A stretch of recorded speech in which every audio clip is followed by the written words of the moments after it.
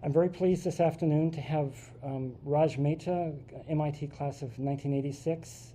He's in Berlin, Germany, and I'm Forrest Larson of the MIT Music Library. I'm in the MIT Concerts Office. Thank you very much for your time. And can you tell me briefly what you're currently doing right now? Well, what I'm doing right now is, first of all, I just came back from India from a project involving dance and music, and that was really wonderful. And I continue to do my work, extending my language as an improviser and my instrumental innovations, and some of which I've self-designed, and the other ones I've found. And I'm busy conceiving new projects as a composer. Most recently, I started applying some mathematical tools to composition, and I think I'm going to be pursuing that further. I'm really looking forward to talking with you about that further. Prior to being in Berlin, you were in Amsterdam. What led you to move to Europe from the United States? Yeah, very good question. I met a Swiss saxophonist in 1989. It was about the time when I was studying with Anthony Braxton at Mills College. He happened to know of me through a bassoonist in a semi-professional jazz band that I was playing in San Francisco. And, he invited me for a tour in 1991, in the summer of 1991, in Switzerland with his Swiss trio. And this was an entirely improvised quartet. And a trio, what were who was in that trio? It was the instrumentation was a saxophone, cello, and percussion, and myself on trumpet. And who were those people? A saxophonist named Hermann Bühler from Zurich, and cellist named Christoph Steiner, and percussionist Dennis Abli. And it was basically the invitation of Hermann Bühler. It was on his invitation that I went basically to Europe for the first time. We did a tour of Switzerland. We had, I think, 5 or 6 concerts in different cities, and then I went to Amsterdam after that. So your studies, did you formally study with Anthony Braxton, or was it more a working relationship with him just musically? No, I formally studied with him. I studied in his composition seminar, which was once a week on Wednesdays, if I remember correctly. And he was kind enough to give me also some private feedback on my composition, so we had a one-on-one session. At the time, this was 1989, 1990, I was living in San Francisco. I had a tutoring business that I started, teaching math and physics and chemistry privately. It allowed me to regulate my schedule and to be able to, do more music. Were you teaching high school students? And I also did some acoustics research at a consulting firm. So were you teaching high school students or tutoring high school students? Or I was tutoring everything from 10-year-olds arithmetic to PhD candidates who needed to pass their statistics exams, PhD education students at Berkeley. So, and then I was teaching physics and chemistry. So basically it spanned the whole age range, and it was really interesting because I had to keep my chops up in math and science, and I ended up hiring a few people, 2 or 3 people in the natural sciences, because I had no real experience in it and I was getting too busy. So I hired 2 students from Berkeley to teach biology as well as chemistry. Wow. So how long did you study with Anthony Braxton? Well, actually, formally the study really lasted about a year, 89 and 90. So fall of 89 and spring of 90, and then a little bit in the fall of '90 as well. There I was in a seminar that he had on John Coltrane, Charlie Mingus, Ornette Coleman, so I sat in. I mean, he was very kind to me. I never formally enrolled at Mills as a student, but I was an honorary student, let's say. And I would say that was really my sort of launching pad towards towards a life in music and the real decision. Wow. So it was through Anthony Braxton that you made the connections in Europe too. Yeah. Well, it was through studying with him. And Hermann Buehler was interested in Braxton and realized that there was this trumpet player who was studying with him. And so, yes, it's true. Indirectly, through Braxton, I met this Swiss saxophone player. So, turning back the clock a little bit, tell me about growing up in Calcutta, India, the musical experiences you had, and the family music and stuff like that.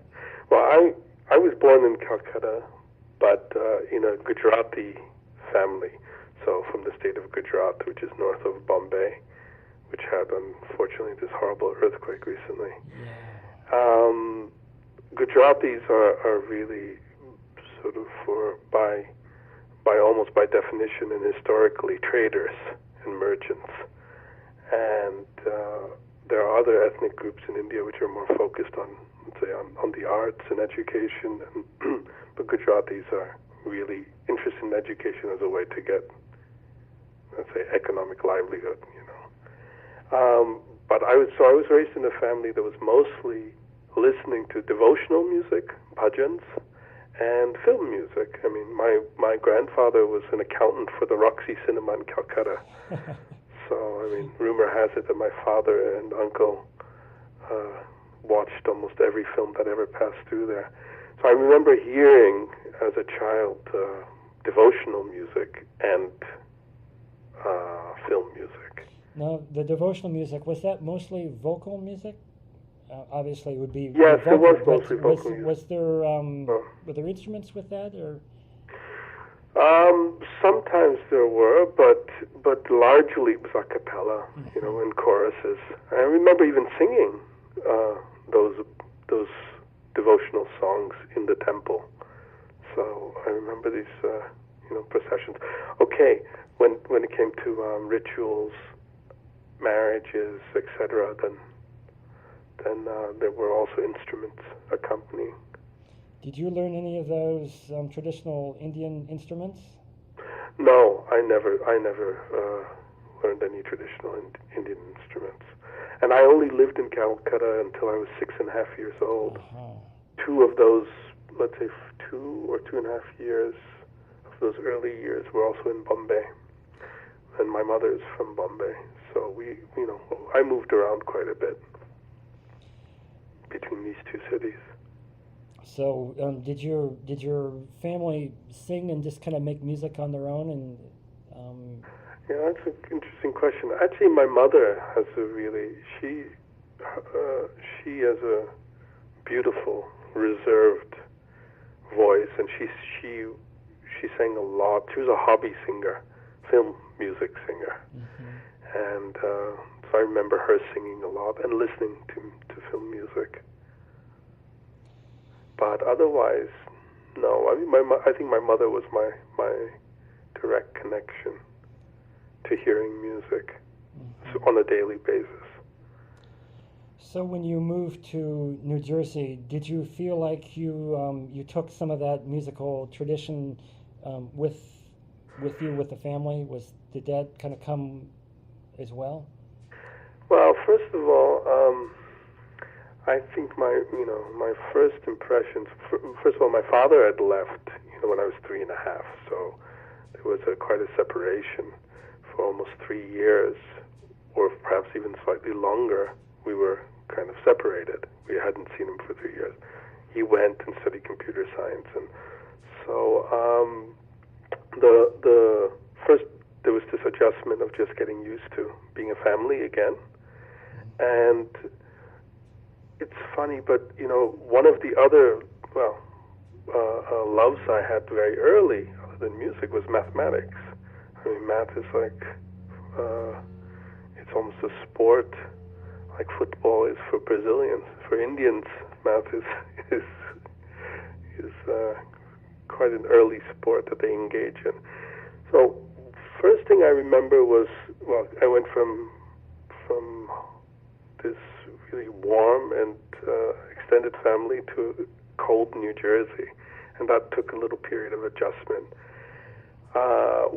When I discovered, let's say, my musical heritage was perhaps, in the coming years when suddenly, music came back into the house and my mother was listening to Rutgers University or in New Jersey, some local Indian programs, sort of every Saturday morning, and then cassettes of film music. And then I got to pick up an instrument when I was 10 years old in elementary school. And what instrument was that? So I picked up the trumpet. Uh-huh. And people ask me, so what's an Indian boy in New Jersey with that kind of background picking up the trumpet? Well, I was asked this in this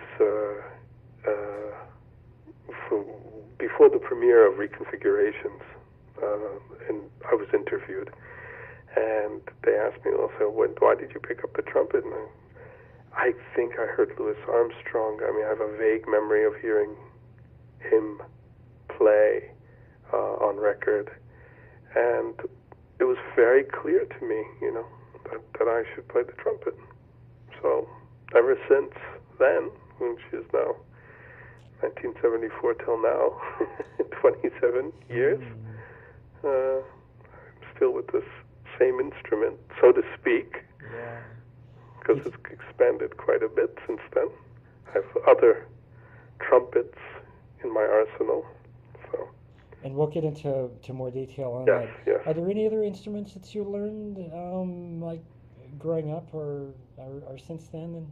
No, nothing really significant to speak of. I think,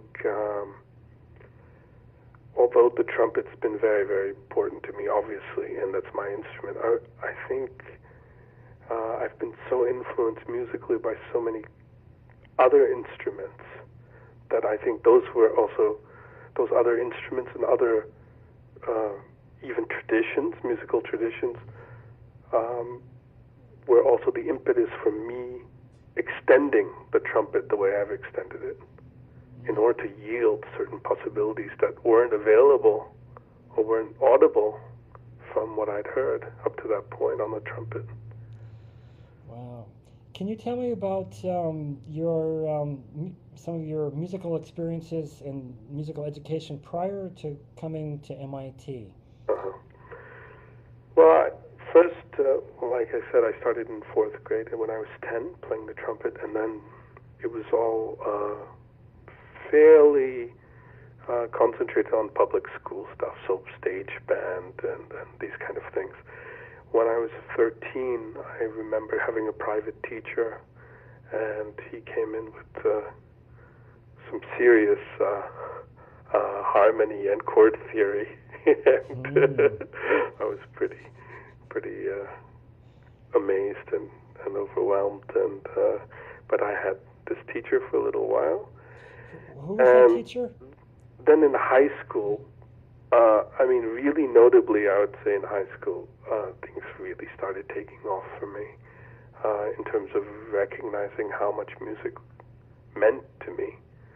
Although, mathematics and the sciences and just my sort of love for learning, probably like many MIT students who end up at MIT, they were also quite the priority, and of course some family influence had something to do with it, but it already started when I was, let's say, 9th grade. We had an amazing high school music program run by two, to this day, really two fabulous teachers. One was a jazz pianist, and the other one was a classical French horn player. And what were their names? Joe Mundy was the pianist, and Bruce Bradshaw was the classical French horn player, or at one time. He studied at Boston University. So it was an amazing marriage. These guys, focused on the marching band. So we had a 240 or 250 piece marching band called the Super Chiefs, keeping in line with Piscataway. Piscataway is also an old chief's name, so we're the Super Chiefs. Wow. And what was really remarkable about these guys was, they could take any group of entering musicians, basically anyone who wanted to play music in high school, and turn it into really a wonderful unit. They wrote the music themselves. They designed the formations themselves. So, and it was almost boot camp, that you had to go through the discipline and the training of marching band before you could play in the orchestra, or you could play in the musicals, or you could play in the jazz rock ensemble. So, I cut my teeth there in high school and spent an enormous amount of time doing it. We ended up going to Ireland when I was a junior to compete in St. Patrick's Day Parade. The jazz band played for the mayor of Limerick and the concert band in Galway, and so we traveled with this group and we competed. It was thanks to this density of musical experience, these 4 years, that I would say that I had really kind of a basis to go further, with music. So in high school, you obviously played in the marching band, and you mentioned the jazz band. What other groups did you play with? I played in the concert band, the wind ensemble, and I played in musicals. They did all kinds of musicals then, and that's about it. And I was basically ended up playing lead fairly early in the jazz band. So I was a strange lead trumpet player because I wasn't really only interested in the rage at that time, which is Maynard Ferguson, and just playing high. I think, in a way, my interest in playing lead was more perhaps the leadership role in it. Uh-huh. The lead trumpet sort of carried the voice for the ensemble in these charts, but it was also that it had the most melodic part in the band, So I was very interested in melody. I think there's an Indian penchant there that came through. So when you were in high school, was there a certain how did you think of yourself as a musician? Were you not to put labels, but did you think of yourself in kind of the jazz tradition, or did you just think of yourself as a musician in general, and not specific in that way? There wasn't enough stylistic definition at that point for me to say that I was anything more than just a musician, or even just a trumpet player at that point.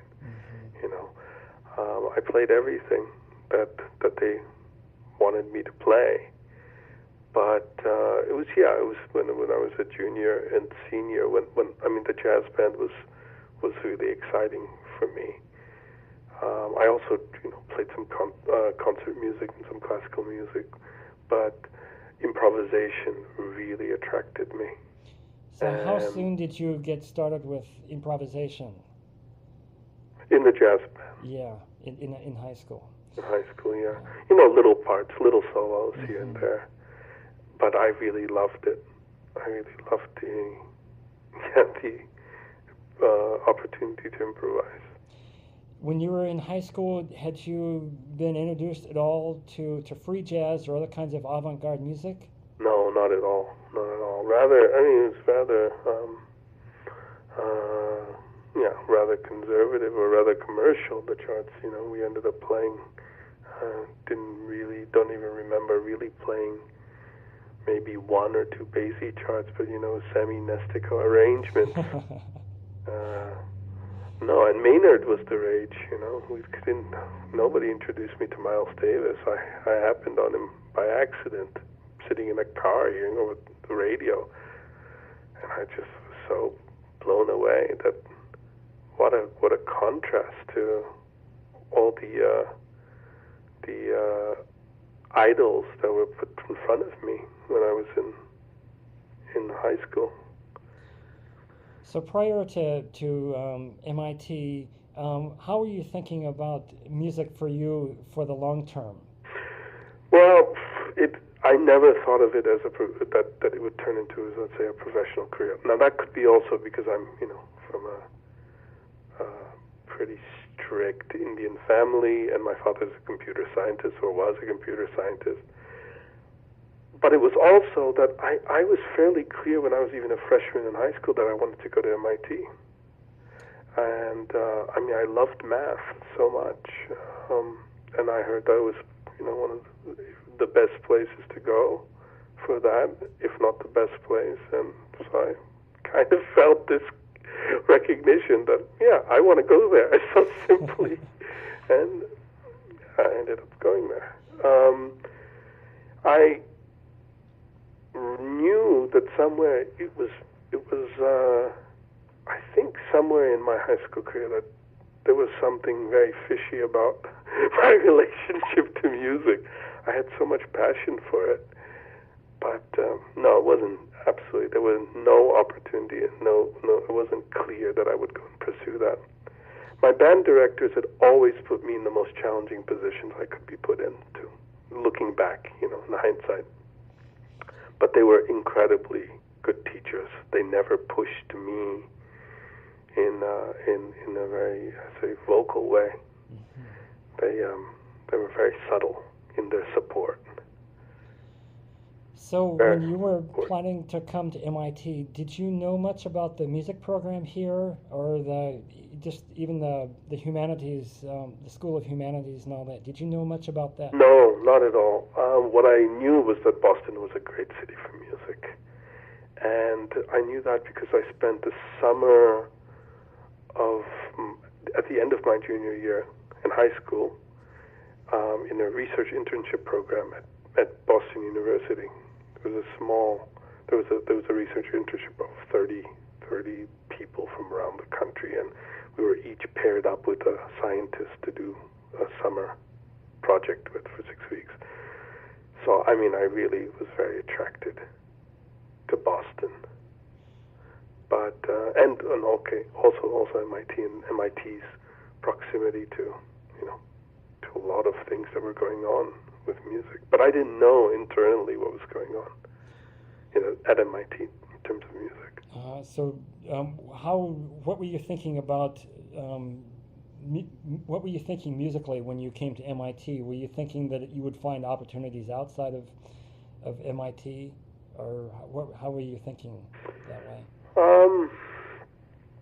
I thought, first as a listener, and just in terms of listening, that I would be able to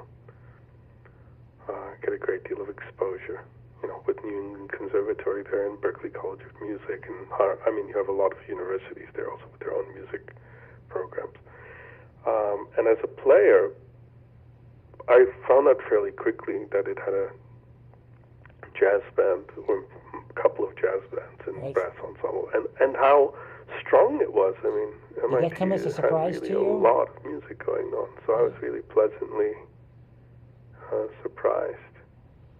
And you found out about that fairly soon after you got here? Yes, yeah, I did. I don't know exactly when I joined the concert jazz band, and I was in the brass ensemble for 2 years, and the concert jazz band for 2 or 3 years.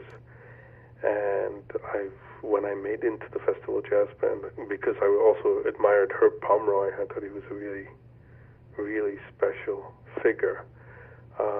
Unfortunately, he retired the year that I made it. Oh. and then I went to Berklee for 7 months to do my History of Ideas part of my degree, which actually I discovered after going to Berklee rather than before. So it was actually a process of discovery. then that I had this plan of doing history of ideas. I'll get back to that degree. Yeah, okay. Because I'm really interested in that too. So you actually didn't play with the Festival Jazz Ensemble then with Jamshid Sharifi? No, I didn't. Yeah. I didn't. That was the year that I'd left for Berkeley, and I came back only for a few months. One more semester, my senior semester. So what was it like in the concert jazz band that was with Everett Longstreth, right? Right, that's right. Yeah, and they played fairly straightforward traditional jazz, and I'm thinking of your music now. What was that like for you? Well, I think I was playing lead and getting to improvise a little bit, but it was just a way of keeping also in touch with playing. And also the brass ensemble, we played. I forget the man who was the head of it. He was a trumpet player, classical trumpet player. But the real, let's say, the space to improvise came through my own ad hoc ensembles that I started forming fairly early, already my second year at MIT. Tell me a little bit about those groups. Well, there was one called Interfusion and another one called Blue Elixir, and we played really everything from Kind of Blue to, Spyro Gyra and all kinds of a mix of stuff, which at that time was really fine to do, but you wouldn't catch me dead playing that stuff anymore. But it was a good training ground. I really got to form some small quintets and sextets. I had also had, for a short time in my senior year, a quartet with a rhythm section from Berkeley College of Music, playing like basically Miles in the 70s. Uh-huh. So those were the moments where I could really stretch out. But it was Mark Harvey's IAP seminar in 1984, so my sophomore year. That's where I got my first introduction to free improvised music. So his seminar was on free improvisation?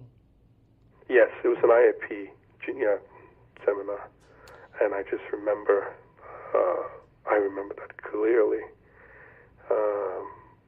And then I took Mark's class and got to know Mark over time, and I would say that really, the significant impulse to really, and support to be the musician that I am came from Mark Harvey. Yeah, he's been a great mentor to you over the years, and you took... a mentor in so many ways. Yes, he's a trumpet player, and yes, he taught jazz history, but, Mark is a teacher of so many dimensions, and we had an affinity on many different levels. Also that he was not only he's obviously a jazz musician, but he's also influenced by Charles Ives and the whole American experimental music, composed music tradition as well. So that breadth, and also his interest in religion and music. Intellectually on one hand, I ended up studying with Robert Bella in Berkeley, who was an influence on Mark's PhD on Charles Ives and civil religion. So there were all these coincidences, probably not so real coincidences, but a lot of attraction. And Mark was the one who I really trusted when it came to a point of deciding, 1989 or 88. And I thought, well, look, I'm doing my technical stuff on the side, but the music has grown so much that I have to sort of give my life over to music.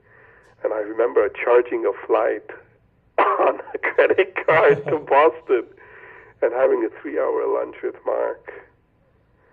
And where he said, well, what's out there?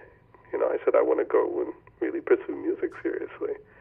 And it was one of those, being at the threshold of something moments. And I said, well, I met this, guy, Anthony Braxton. He plays a lot of saxophones, and I don't know what to think of him. And Mark gently said, well, check him out. He's brilliant. I did, and Braxton and I had also an incredible chemistry, and he invited me to stay. So it was a very, I think Mark was definitely the decisive influence, let's say, from MIT. So how did you come to play with the Aardvark Jazz Orchestra? Well, through being around Mark, he's a minister, but for me, I was so impressed by how sort of his ministry manifested itself through the way he led Aardvark. And it's I think improvisation and composition and this range of expression and bringing out the creativity of each individual it's a spiritual phenomenon, and I think there are few who do it as well as Mark Harvey does. So I was attracted, and he started integrating me, and so it says in the I looked on the web, there's a little bio about me as a music alumni, and that I've been in Europe since 1998, which is not true. I've been here since 1992. So just to say that the last time I was in Boston at MIT, I played with Aardvark almost exactly the same time as I'm coming. It was exactly a decade ago, and that turned out to be a CD. Aardvark Steps Out. It was Aardvark's first CD, so it was a real privilege too. So how long did you play with them? Not so long. I think I did, let's say, before I went to Europe, I might have done 3 gigs with them. Was this a first opportunity to really stretch out your non-traditional technique, like on that CD, that piece, Mutant Trumpets? You really seemed real comfortable with that and really going with it. And I was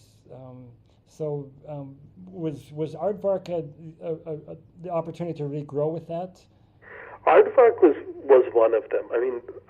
When I played, you're talking about Aardvark Steps Out. That's right. I recorded that was in 1991.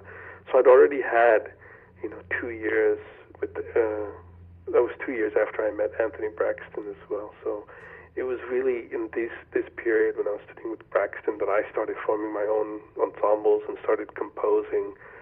But all along, sending this stuff also to Mark. So it wasn't so much just Aardvark, but it was really this dialogue with Mark about my musical evolution.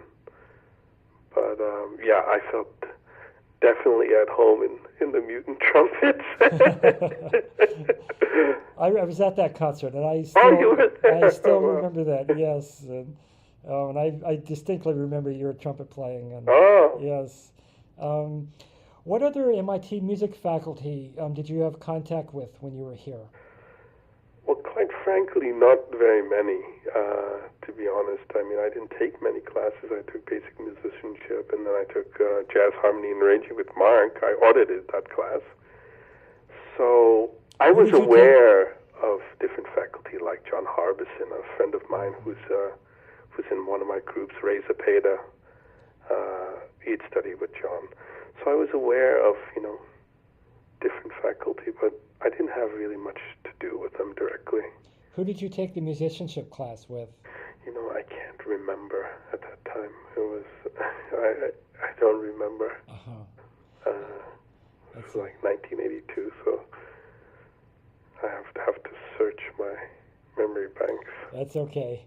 So you majored both in electrical engineering and humanities. Right.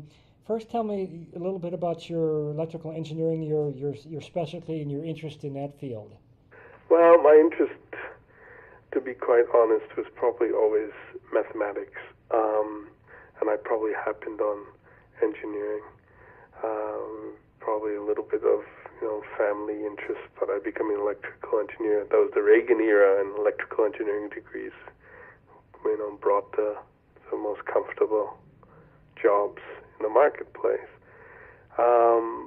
I started off just as a pure electrical engineering student, but I think it was really my love for mathematics that sort of even got me through. The one course that I really enjoyed, and I think had some influence, was digital lab. And then I did also some courses at Berkeley during those 7 months, which were transferred to MIT.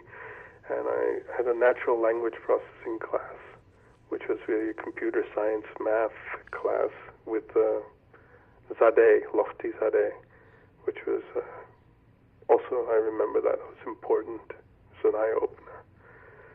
But, generally, I have to be honest that the humanities at MIT really attracted me, which was really surprising. I had never imagined that it would go in that direction. So I kept taking classes in engineering, but I quickly realized that I needed a broader degree. And looking back, what was great about MIT was that it really had the flexibility for someone like me who was, okay, it took some persuasion, but I did end up getting a pretty unique degree out of MIT. So you're talking about persuasion. Who was it that was influencing you to do this more non-traditional degree program? Probably no one. Myself. It was my own sort of inner voice, I would say. I would just say that I had some encouragement.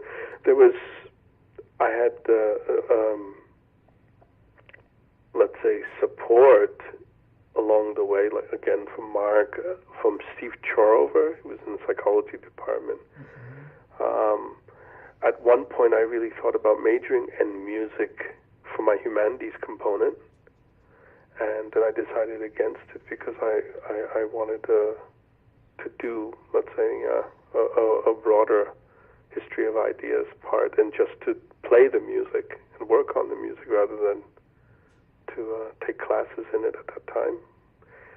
And no, it was basically a discovery. I had some support. Travis Merritt, I think, was the head of the humanities department at that time. He was also very supportive when I decided to do a 21E degree. So the History of Ideas program, tell me about your interest in that, and did you do a thesis or any kind of research papers in that area? No, I didn't do a thesis, but I actually didn't have a thesis in that. What I did was basically, I had a range of classes that went from Eastern to Western philosophy, and not only through the philosophy departments. There were some in the religion department and some in the political science department, and also in philosophy and anthropology. So it was, but let's say, it became the history of ideas because of this philosophical interest.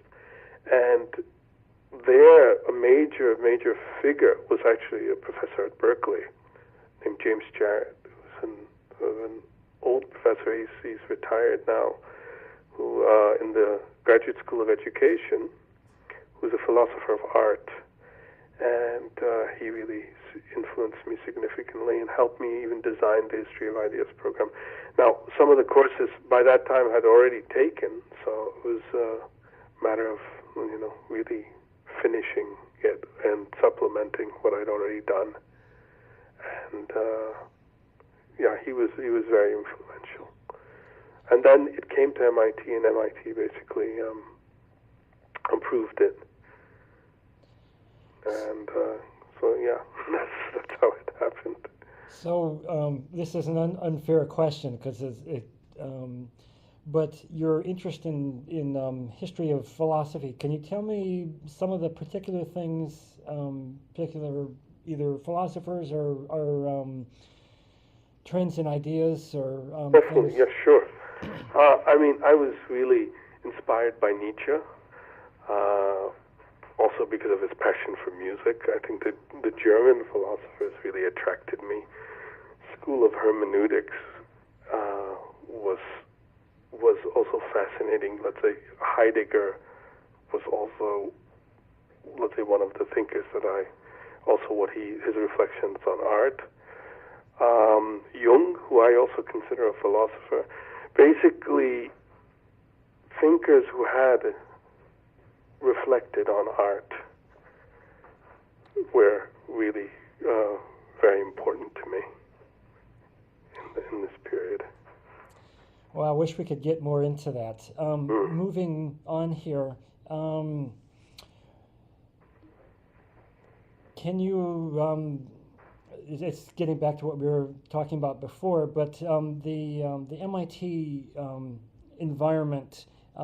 As you look back, what are some of the things that you feel like you really got from it that you might not have gotten from a traditional music school or a more traditional liberal arts institution? Yeah, very good question. I think the pitch at MIT was really high, in terms of just intensity for anything, and that had its pluses and minuses at the time when I was studying there. But if I look back at it, I think MIT was in some ways was really absolutely the right place for me to be. There was a lot of just challenging thinking going around, and I would say I transformed some of that energy and converted it into my own, I'd say, direction. So, but the spirit of research and of innovation is what I think I really, really admire about MIT. And even though, let's say, at the time I was fairly unconscious of, let's say, the engineering side or the technical side, what that really meant to me. I mean, in these last years, my instrumental extensions and innovations, my interest in actually using mathematics in music, and it's really coming to the fore. And I think MIT had a very strong humanities department, had people like Mark, who are just unbelievable musicians, and had this incredible high-powered, technical environment. So that combination, I don't know where else you can find that kind of combination. On top of it, I got to study at Wellesley and at Harvard. I could, sit in on a seminar on jazz there, and go to Berkeley for 7 months, University of California. So that I actually could do that is really a testament to MIT's, belief in and openness in a certain kind of way. So, I mean, I don't think it's necessarily given on a platter, but if you look for it, you really have a chance to create something unique in terms of an education. So I think that was really,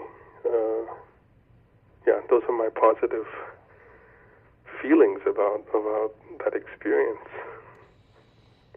So also in 1986, you were the winner of the El Aranta Fellowship. Exactly. Tell me about right. the project that came from that. Yeah, that's another confirmation of what I just said, that, I discovered that there was such a thing as the El Aranta. A friend of mine, Mihai Manoliu, had won it the year before, and I had this desire to go and explore jazz in France. And so I started doing some research, again supported by Mark, and I was curious why an American music was actually better received in Europe than in America. So I wanted to investigate that. So I put a proposal in. And I mean, a technical place like that having a fellowship or like the Alaranta for a creative proposal in any field is also really so rare. So that I got supported to go and investigate jazz in France, being an MIT student, it's really remarkable. So did you write a paper that came from that? What was the result from that? The result from that was actually we met with President Gray, and we had a discussion about the trip. But there was no paper. I mean, I had the idea of really presenting a paper, but to be quite frank, it probably impressed me so much that I couldn't write a paper on it. And to some serious extent, I'm living that in 2001. Mm-hmm. I'm actually a professional avant-garde musician living in Europe. I spent 2 years, the first 2 years, 92, 94, half the time in France itself, working with modern dance companies. So that first trip, I think, had a really, really significant impact on being attracted to Europe as a possibility to be a professional avant-garde musician. And it's really interesting that for that El Aranta Fellowship that you weren't required to write up some formal document, and that says something about the fellowship too. Mm-hmm.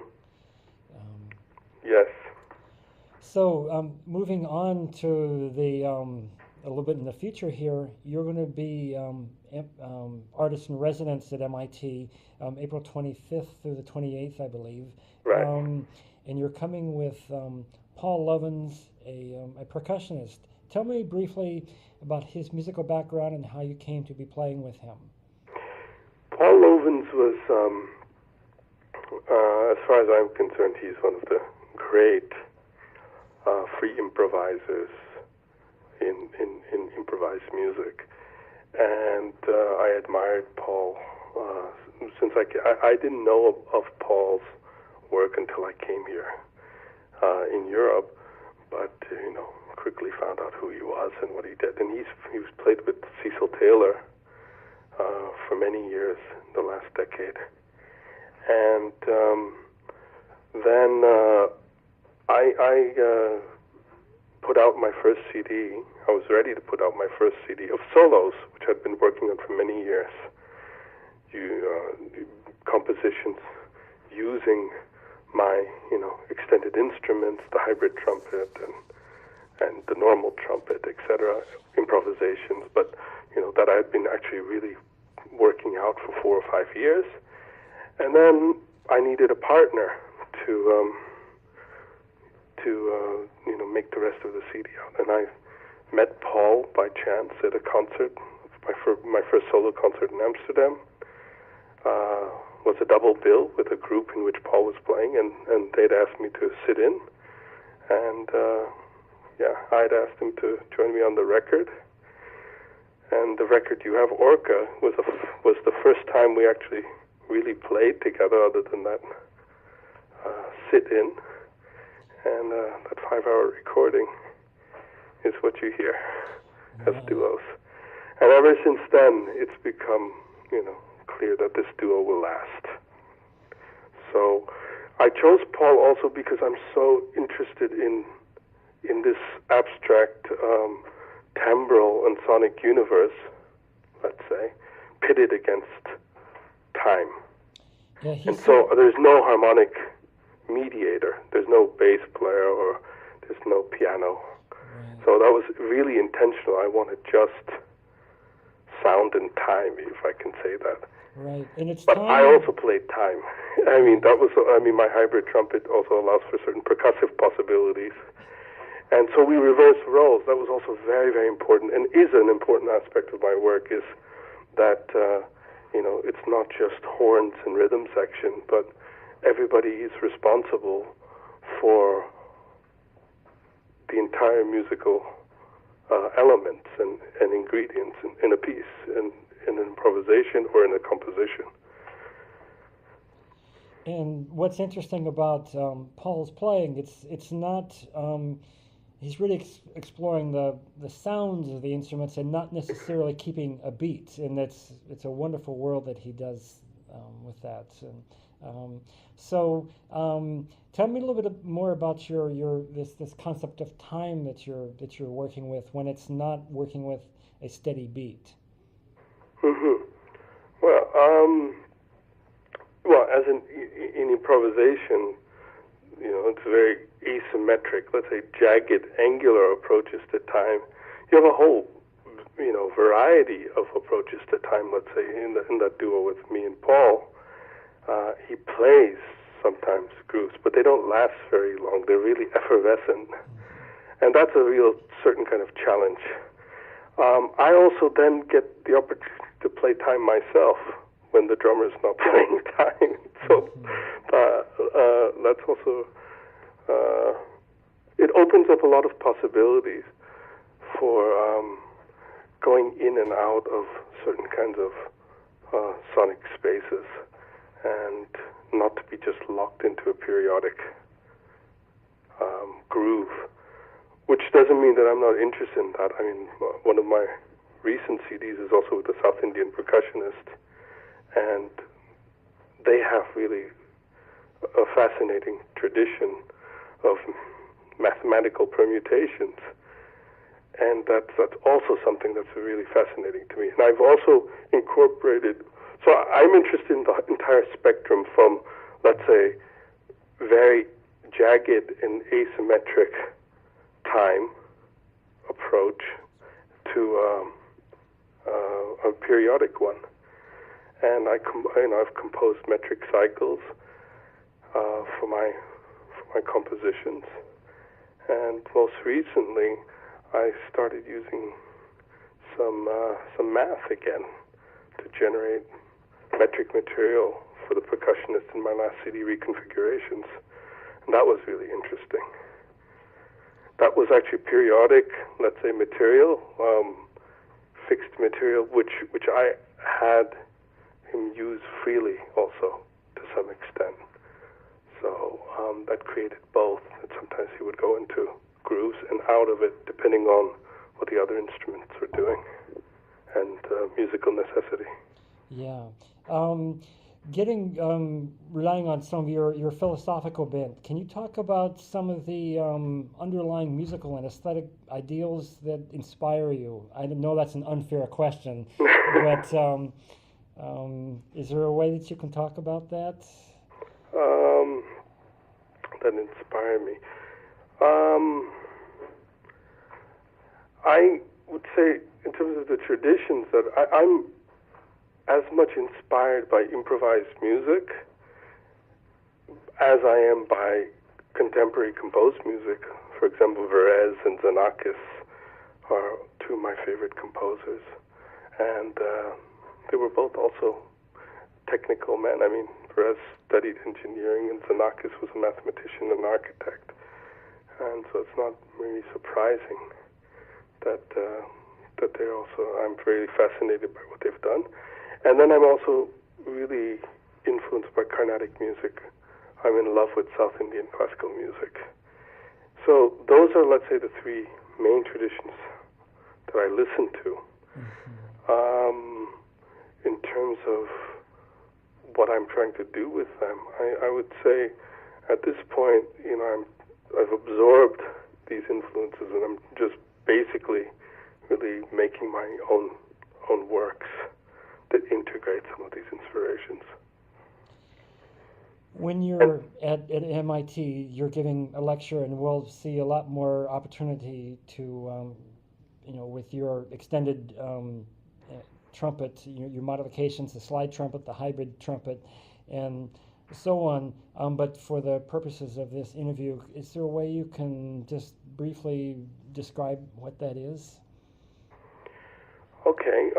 Well, I always thought that I wanted to reduce the trumpet and make it even almost disappear. So I started actually taking slides out of the trumpet the whole thing started with taking a slide, which was connected to the first valve out of the trumpet.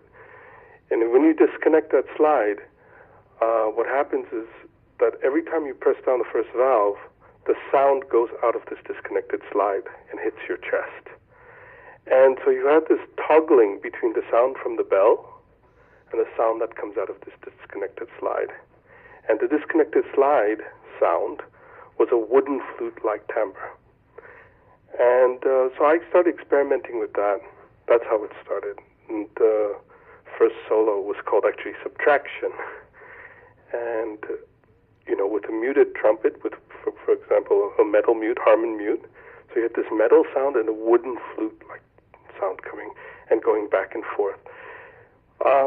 At one point I found, or I was hearing, because I stretched the lower register of the trumpet. I was actually pushing it lower and lower, playing pedal tones, and somebody told me about a bass trumpet.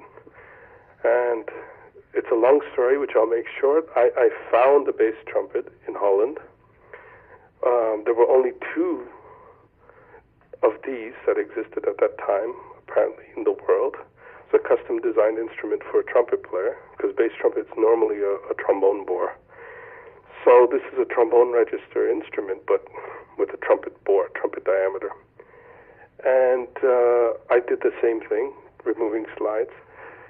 And before my first solo concert tour in Europe, I discovered a tube in Amsterdam on the ground that was used as a siphoning tool, to siphon gas out of automobiles. And I quickly recognized that it was the right diameter, and I took it home, washed it, and put it in this disconnected slide. And then I saw that I could actually redirect the sound by moving this tube around. So that's basically the evolution of it, and it went further, swinging the tube, connecting the tube to other instruments. So suddenly I started seeing more transparently what a trumpet was, that it was actually tubes and pistons and redirecting sound flow, and suddenly I was basically playing with the very fundamental technical apparatus of the trumpet. And the hybrid trumpet is basically 2 trumpets or more connected together with plastic tubing. And it started giving me also all these percussive possibilities. It was almost like a drummer with 2 sticks. So sound comes out of 2 emitters, 2 bells, separated by a certain distance.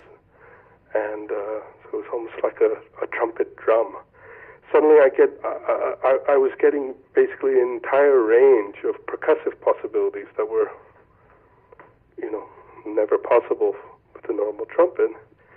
And then the slide trumpet filled in the glissandi element that I missed because I was so interested in microtonality and in continuous microtonality, what I call continuous microtonality, which means, the kind of glissandis that a cellist or a string player is able to make, or a voice in Indian music, for example. And lo and behold, I also found a slide trumpet with valves and a slide designed 25 years ago by Holton for Maynard Ferguson, or perhaps with his involvement. He was a big fan of Indian yoga, and to my knowledge, it was never used as a serious instrument. It was perhaps a gimmick for Maynard fans, and but it's so well suited for experimental music, and suddenly it seems to be a little bit of a rage since people have heard me play it. It seems like there are 5 or 6 other trumpet players who are buying this obscure instrument now.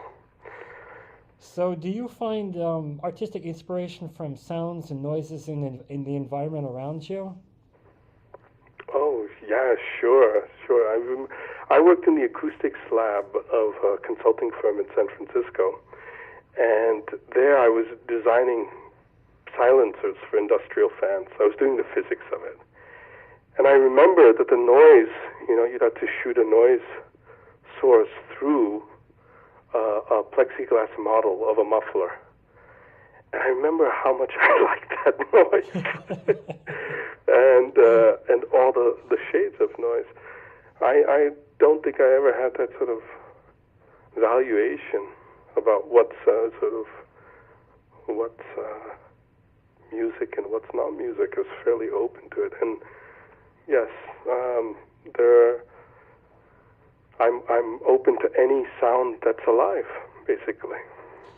I'm thinking in one particular very striking example, the solo bass trumpet piece, Tuvas. It, to my mind, that's not a bass trumpet. It's a normal trumpet. Oh, it is, but it's just you're really in a low register there. Exactly. That's why I got the bass trumpet. But there's a quality of that I mean this in the positive sense. It sounds in some ways like a combustion engine in operation, and I'm really, really moved by that. And can you talk a little bit about that piece? And was there any inspiration from so-called non-musical sources for that piece? Oh, sure. Probably once an MIT student, always an MIT student. Tuva was titled so because of the Tuva singers and these sort of overtone singing, and I used the voice coupled with these pedal tones and the noises, so it creates really a vocal. It's a vocal noise mixture, and yes, absolutely. I mean. Helicopters and engines and all kinds of other, let's say, mechanical devices that sound are probably the sounds are reminiscent of these machines as well. And but it's not so much of a conscious thing, but except after I discover a sound or that has a certain potential, and then I develop it. And the more associations, the better. So some people think it really sounds like the Tuva singers, and that's really wonderful. And other people might say, well, it sounds really, like machines. But I'm playing, or I'm aware of all those influences. On my hearing. Yeah. Have you worked at all with bringing actual either machine sounds or so-called concrete sounds into your musical performances? You mean outside sources other than my own playing? Yeah. No, to date I've never ever taken any outside, let's say, or found sounds and integrated them, because either I've tried to reproduce them myself on my instruments, or had my musicians do that in my ensembles or in my pieces, but I've never felt a need to do that until now. Here's another kind of unfair question.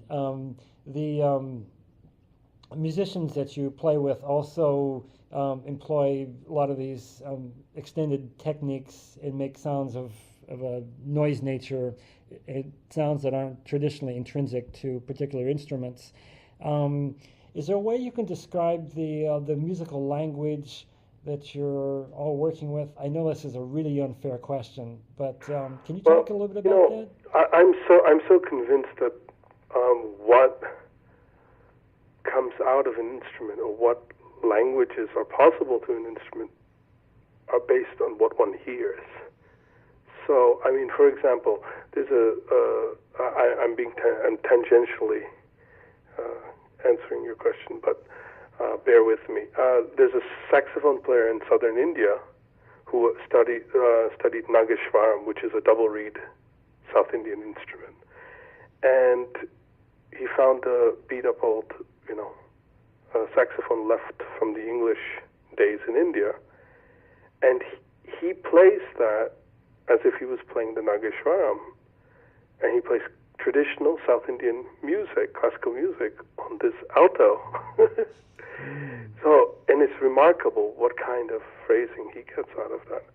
So, the musicians that I work with, I think, are people who've also been inspired by a wide range of, let's say, a wide sonic and timbral universe. They also all play in pitch centered, more conventional, let's say, musical situations as well. But they're explorers by nature, so they end up finding each other, or we find each other. Yeah, it's so beautiful. Here's something else But I would just like to just add one thing. It's not like, in other words, my take on innovation in terms of sonic innovation is that it comes out of really artistic necessity. It should come from an urgency. And it's not just the novelty of the sound that's really important to me, but that really it's an important vocabulary or part of a language in order to express a musical imagination, and for no other reason. So, I really check my sounds, so to speak, and all my ingredients to make sure that they really have something to do with my imagination, and that's really a bit the acid test for them staying or not. But of course, I discover lots of stuff in improvisational situation. I discover things I've never done before, so it's not so rigid in that way. But in practice and in preparation, it's very, very important to me that they're alive, and they're only alive, I think, if one can hear them and imagine them and have a relationship to them. You have some interesting opinions about fusion of music in different cultures. Can you speak a little bit about that? Yeah. I think there have been a lot of experiments mixing musics from different cultures. So, for example, one of the most notables with Indian music, with jazz, and I've been disappointed by a lot of those experiments, even though I think historically, they did open up a certain kind of dialogue and the existence of these different cultures, just the awareness that they existed. My opinion is that, and I'm faced with that with that challenge myself in some of my projects, being Indian, raised in the States, and being in Europe, and being influenced by, like I said, these three different African American, the jazz tradition, contemporary composed tradition, South Indian. And my feeling is that those languages can coexist and can enrich each other if there isn't a preconception of forcing them into a certain sonic result. In other words, not to remove the edge of those confrontations between languages, but actually to be open to those confrontations and to the edge that you hear, and not to make it more palatable, because those moments of rich confrontations are actually moments to develop languages, develop new musical languages, and so I think they're really valuable. And there's just too much fusing going on, rather than really trying to make a new music that respects the characteristics of the ingredients. And so I have pretty strong opinions about that. Well, I wish we had more time to go into that, and certainly when I see you in person, I'd like to talk more about that. One last topic before we go. As you've mentioned earlier, you have a lifelong fascination with mathematics. Can you talk about this relationship with your music? And I know in the future you're planning to do more consciously, mathematically influenced music. Can you talk about this? Yeah.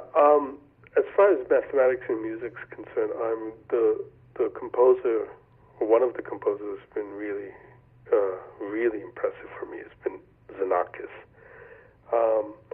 My own relationship to it is that in my first sort of compositions with a group that I had called the Collective 3 Plus, I started using certain kinds of number cycles. I started designing my own number cycles, metric cycles for those pieces. And that was really my first attempts at integrating parts of my interest in numbers. Carnatic music has, like I said, been a big inspiration on me because of its rhythmic permutations. But the first time that I really tried to design a whole piece based on, let's say, some mathematical interest was reconfigurations. And what I did there was I started developing little algorithms, pattern generating tools that I would test also musically. And those pattern generating tools were used to create a graphic score in which all the musicians worked in from beginning to end, but also the specific metric material that the percussionists had to use. And it's a very exciting direction. After, let's say, 10 years of really improvising and extending instruments and making some attempts at using parts of, let's say, like I said, number permutations and metric cycles, I would like to focus more on applying mathematics to the entire piece, and to get more involved in it. I'm not sure exactly which direction it'll go in, but I'd like to pursue what I started with reconfigurations much further.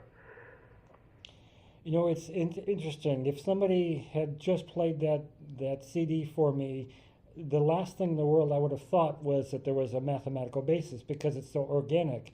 But obviously, you understand that the mathematics is that there's a spontaneity and a real vitality to it, and it isn't just a rigid organization of things like some people assume that mathematically based music is. And obviously, you've know the music of Xenakis very well, which is another wonderful example of that. But can you just speak a little bit more about the creative spark that you get from mathematics? For me, if I look back at really doing math at all, it was very much like improvising. It required an incredible amount of preparation. So you needed to know your tools and your formulas, and let's say in mathematics you needed that. But you went in to basically confront problems that you'd never seen, or you don't know, or you can't expect. And I always had that same feeling, the same inspiration from doing mathematics that I have from doing music and from improvising, that immediacy.